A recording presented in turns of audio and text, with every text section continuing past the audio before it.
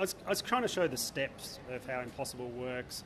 So I think, for example, if the planner or the account service writes a brief that is very expected and they sit behind their desk and they don't go out and find something unique about the product, then it's going to lead the creative to do something very expected. And then from the creative, they're going to do something for the client's brand that's going to be pretty much lost in the clutter.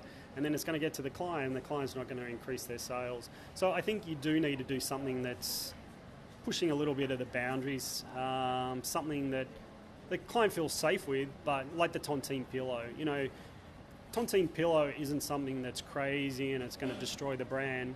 What's interesting about Tontine is I'm sure the agency was briefed on a TV spot and a print ad, and instead they came back with something they knew the client most probably wouldn't buy, and most probably would say, I think it's going to be impossible to sell, but they actually got away with it and they actually were able to sell it. And I think that's what I was trying to explain today, that the more you look for insightful things about your client's brand, the more you push the creativity to a next level, and the more you stop playing in this safe, predictable world and start doing stuff that's more interesting, more engaging for the consumer, you'll actually start doing better stuff.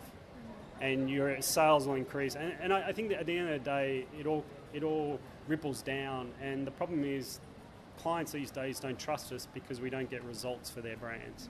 And I think that's what my talk was today, to trying to explain that if you actually try to do things that are a little more impossible, you can actually do stuff that increases your client's brands.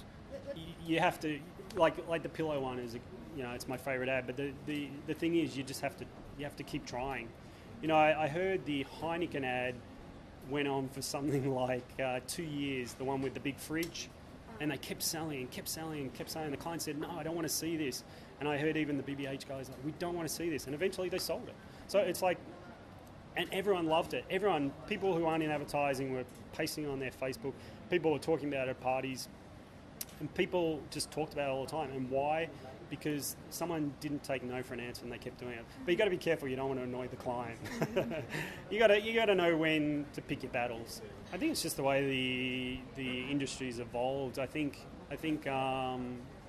most agencies are patenting things because they're this word innovation, although it's been around for a long, long time, since the beginning of 19th, 18th century. Well, what's interesting is advertising has only adapted it now. But what it is, it's allowed us to educate our clients to actually start inventing new products.